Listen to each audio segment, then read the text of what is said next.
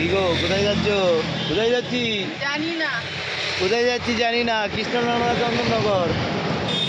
হ্যাঁ, একটা নগরে তো যাচ্ছি। কোনো একটা নগরে যাচ্ছি। তার আগে একটু চা খাচ্ছি কল্যাণী হাইওয়েতে। ওই কল্যাণীতে ঢুকিনি এখনো। ও রে বাবা রে বাবা, বেলগড়িয়া রাস্তাটা ভিড়। এই যে চা খাচ্ছে জামাই পড়বে। আমরা এখান থেকেই স্টার্ট করলাম, গাড়ি করে যাচ্ছি। কোন দিকে যাব জানি না। কৃষ্ণনগরে হয়তো বেশি যাব, যেখানে জ্যাম বেশি আছে যাব না, যেখানে জ্যামটা কম থাকবে। কৃষ্ণনগর হলে কৃষ্ণনগর, কিন্তু টাইমটা বেশি লাগবে। কোথায় যাচ্ছ? বিস্কিটটা খেয়েছো? হুম, কি করেছো এদিকে বলো। আমি পিঠি খেয়েছি। খেয়েছো বিকি? Thank you. আপা কই গেছে? পাপা নিচে গেছে চা আনতে। এই রোড এখনো হয়নি, কিন্তু কিছুটা হয়েছে। কিন্তু 3টে 4টে করে গাড়ি ছেড়ে আবার আটকে দিচ্ছে। এই রাস্তা যে কোথায় পড়ছে কে জানে। আবার এই দেখো পুরো কোথায় চলে গেছে ডাউন হয়ে, কিন্তু হুশ দুশ কিচ্ছু নেই কারোর, যে এই লাইনটা ছাড়ি। এরপর বেলঘরিয়া এক্সপ্রেসওয়ে আর কল্যাণী হাইওয়ের যে কানেক্টিভিটি, ওখানে আমাদের অনেকক্ষণ জ্যামে দাঁড়িয়ে থাকতে হয়েছে সিগনালে। মানে 2-4টে করে গাড়ি ছাড়ছিল। আর দেখো এতে কিন্তু সন্ধে হয়ে গেছে। আর এখন আমরা কল্যাণী হাইওয়ের ওপরেই একটা মানে ক্যাফে টাইপের রাস্তার ওপরেই ছিল, সেখানে গেলাম আর একটু চা আর একটু স্ন্যাক্স খেতে, কারণ আমাদের খিদে পেয়ে গেছিলো। আর এর মধ্যে কিন্তু আমাদের সাথে জয়েন করেছে পিসিমণি আর পিসু। পিসিমণি আর পিসুও যাচ্ছে আমাদের সাথে। আর তারপরে আমরা ডিসিশন নিয়েছিলাম কিন্তু যে কৃষ্ণনগরে যাব না, কারণ কৃষ্ণনগরে যেতে গেলে তো অনেকটা সময় লাগবে। কৃষ্ণনগরে না গিয়ে আমরা চন্দননগরেই যাই, যেহেতু চন্দননগরে যেতে টাইমটা কম দেখাচ্ছিল। আর এখন আমরা চন্দননগরে পৌঁছে গেছি। চন্দননগরে যেতে গেলে যে জেটিঘাটে মানে ফেরিঘাটে যেতে হয়, সেটা হলো জগদ্দল ঘাট। সেখানে ভাটপাড়ায় ওটা, ওখানে আমরা পৌঁছে কিন্তু গাড়ি পার্কিং করে আমরা লাইন দিয়েছি। দেখো ফেরিতে ওঠার জন্য লাইন দিয়েছে। এটা হলো ফেরিতে ওঠার লাইন, এটা কিন্তু ঠাকুর দেখার লাইন না, এটা ফেরির লাইন। এই যে সামনেই দেখো ফেরিঘাট, এখানে এই লাইনে টিকিট কেটে এখান দিয়ে যেতে হবে। প্রচুর ভিড় ছিল, প্রচুর লাইন ছিল। দেখো দেখো গঙ্গা জল দেখো, আর কি দেখবা। এই এই যে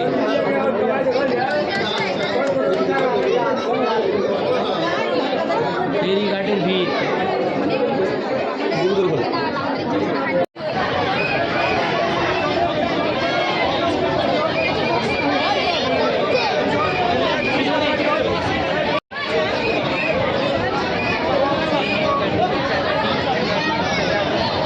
ওই দিকটাই চন্দননগর।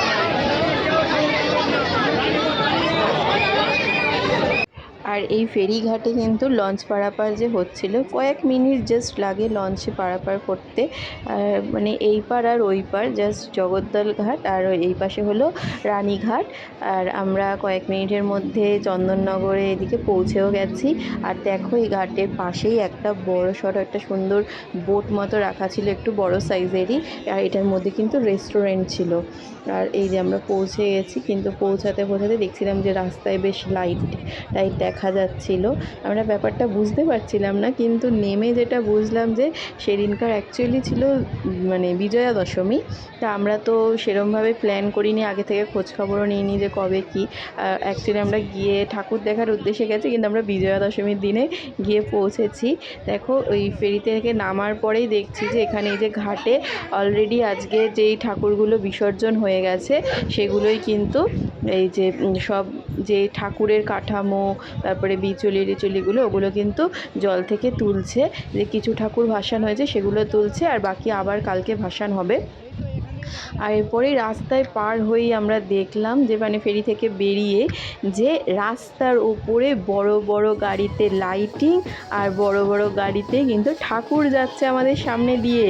মানে আমাদের হেঁটে ঘুরে ঠাকুরদের কাছে গিয়ে ঠাকুর দেখতে হলো না, ঠাকুর আমাদের সামনে দিয়ে যাচ্ছে। এতদিন যেটা মানে চন্দননগরে দেখেছিলাম প্রদর্শনী হয় যে ভাসানের সময় বিসর্জনে শোভাযাত্রা হয়, সেটাই আজকে ছিল। আর আমাদের কোনো প্ল্যান ছিল না, তাই জন্য মানে আমরা কোনো প্ল্যান করে যাইনি এটা দেখার, কিন্তু এটাই আমরা দেখতে পেরেছি। বেশ ভালোই লাগছিল যে মানে আমাদের সামনে দিয়েই গাড়িতে করে ঠাকুর যাচ্ছিল, এই লাইটিংয়ের গাড়িগুলো যাচ্ছিল। আর মানে অপূর্ব দৃশ্য যাকে বলে, আর লাইটগুলো দেখে জাস্ট চোখ ধাঁধিয়ে যাচ্ছিল এরকম। আর ঠাকুরের রূপ দেখে কি বলবো, মায়ের যে কি অপূর্ব রূপ তা তো দেখার মতন, জাস্ট না দেখলে বোঝা যাবে না। আর লাইটিংগুলো এক একটা দেখো কত সুন্দর সুন্দর থিমের ওপর ডিপেন্ড করে এক একটা করেছে, কত ক্রিয়েটিভিটি এর মধ্যে রয়েছে। আমাদের কিন্তু বেশ ভালো লেগেছে, আমরা খুব এনজয় করেছি। আর তোমরাও দেখতে থাকো, তোমরাও আশা করছি অনেকটা এনজয় করবে এগুলো দেখে, যারা দেখতে পারোনি এখনও পর্যন্ত। আর আমরা কিন্তু এই ফার্স্ট টাইম চন্দননগরে গেছি, আমাদের আগে কোনো দিন আমরা চন্দননগরে মানে জগদ্ধাত্রী পুজোতেও যাইনি, ঠাকুর দেখতেও যাইনি, বিসর্জনে মানে শোভাযাত্রাতেও যাইনি, তাই আমাদের এটা ফার্স্ট এক্সপিরিয়েন্স। আর যেটা ছিল খুবই ভালো, আমরা রাস্তার দুই ধারে মানে অগণিত লোক জাস্ট বসে বসে শুধু এই শোভাযাত্রা দেখছে। আমরাও কিছুক্ষণ দাঁড়িয়ে দেখলাম, তারপরে একটু কিছুক্ষণ সময় এই রাস্তাটা দিয়ে যাওয়াটা গাড়িটা বন্ধ ছিল, কারণ কোনো একটা গাড়ি মনে হয় ডিস্টার্ব করেছিল, তাই জন্য একটু কিছুক্ষণের জন্য বন্ধ ছিল। আর ওখানে আমরা জিজ্ঞেস করলাম অনেককে, আশেপাশে যারা দোকান টোকান ছিল ওখানে, যে ওনারা বলল যে এখন আর কোনো মণ্ডপে কিন্তু ঠাকুর নেই, সব ঠাকুর বাইরে বেরিয়ে গেছে। আর এই শোভাযাত্রা এই রাস্তায় দিয়েই শোভাযাত্রার মাধ্যমে সারা রাত্রি নাকি এই চন্দননগর শহরের মধ্যেই গাড়িগুলো ঘুরবে। আর মানে গাড়িগুলো এই যে ফেরিঘাট এইখানে এসে কালকে আবার বিসর্জন হবে, কিন্তু পুরো ঘুরে আসতে আসতে হয়তো কালকে সকালবেলা মানে 9টা-10টা বেজে যাবে, ওই সময় বিসর্জন হবে। শুনেও বেশ ভালো লাগলো, একটা অন্য ধরনের অভিজ্ঞতা, একবারে অন্য রকমের জিনিস। তাহলে তোমরাও দেখতে থাকো জিনিসগুলো, তোমাদের আশা করছি ভালো লাগবে।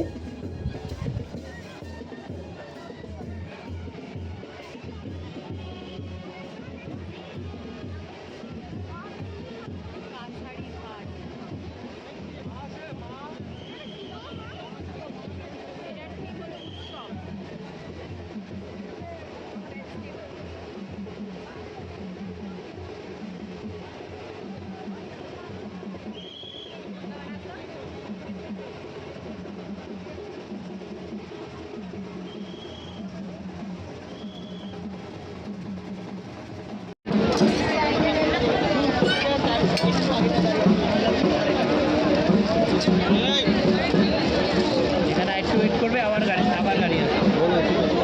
আপাতত শেষ। না না, আবার আসবে, একটু করে আবার আসবে। ওই আসছে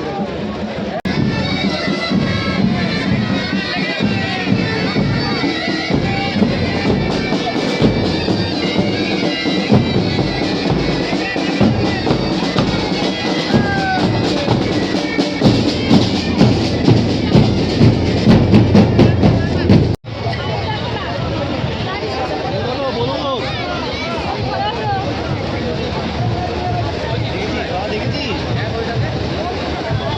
হ্যাঁ বলুন।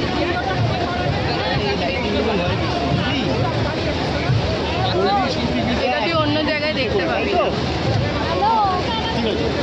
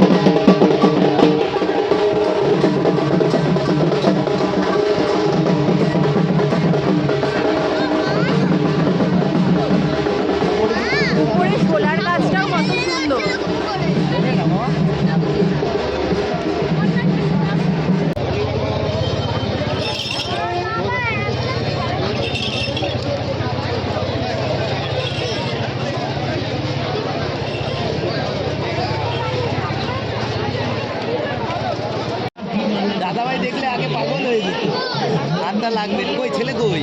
ওই যে ওখানে। বাবা, লাগবে তো একটা? কিরে, লাগবে? साड़ी का कुल्फी, सस्ता कुल्फी, अच्छा कुल्फी। अगर खाना है तो जरूर आइए बावड़ी कुल्फी वाले के पास और ले जाइए कुल्फी। तो बहनों और भाइयों और मेरे प्यारे दुलारे नन्हे मुन्ने बच्चे और बच्चियां, ऐसे बाहर तो आइए, मम्मी को लेकर आइए, पापा को लेकर आइए, मम्मी पापा नहीं है दादाजी अभी जी के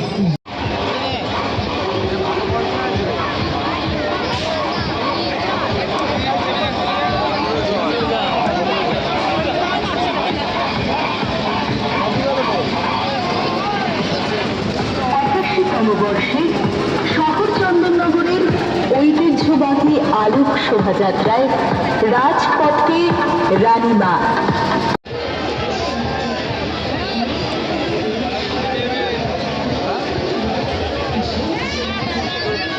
ম্যাজিকের ওপরে বাড়ি ম্যাজিক শো।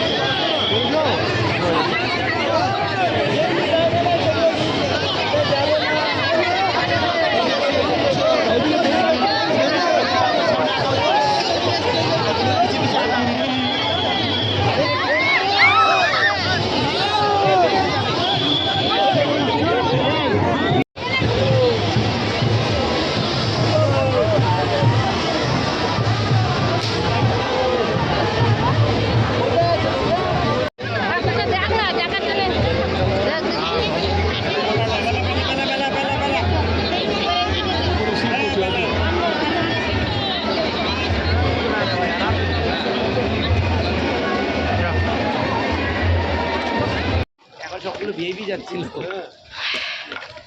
আমরা তো দেখে চলে এসেছি। এই বাদাম বাদাম, তুমি যাওয়ার সময় বাদাম দেখালে, ওই বাদাম আর কিনে দিলে না। না না বাদাম বাদাম।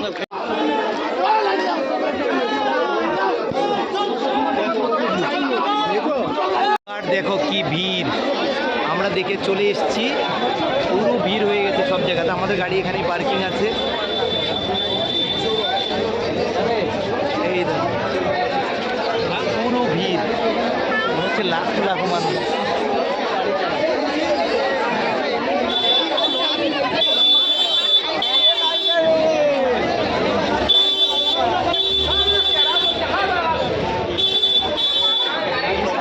কি তোমরা চলে আসলে নাকি ঠাকুর দেখে?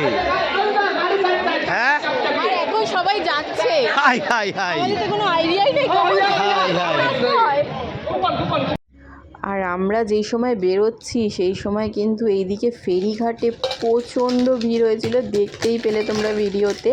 মানে লাস্ট পর্যন্ত যখন গেটের ওখান থেকে বেরোচ্ছি তখন যারা আসছে তাদেরকে মানে পুলিশ বলে দিচ্ছে যে ঘাট বন্ধ হয়ে গেছে, ফেরিঘাট বন্ধ, আর চলবে না ফেরি, মানে লক্ষ্যে ফিরিয়ে দিচ্ছে এরকম। তারপরে আমরা তো চলেই এলাম, তাও ভালো মতোই দেখে চলে এসেছি। তারপরে পিসিমণিদেরকে মধ্যমগ্রামে নামিয়ে দিলাম, আর আমরা মধ্যমগ্রামের ডিবাপি থেকে 2 প্যাকেট বিরিয়ানি নিয়ে বাড়িতে চলে এসেছি। যেহেতু আমাদের ডিনারটা কমপ্লিট হয়নি, খাওয়া হয়নি, আর রাস্তায় সেরকম রেস্টুরেন্টও পাইনি যে খাবো, তাই জন্য আমরা নিয়েই চলে এসেছিলাম যে একেবারে বাড়িতে গিয়ে শান্তিমতো খেতে পারবো। আর প্রথমবার চন্দননগরে গেলাম, ঠাকুর দেখলাম, বেশ ভালো লাগলো। তোমাদের কেমন লাগলো অবশ্যই জানিও। তাহলে আজকের মতো টাটা।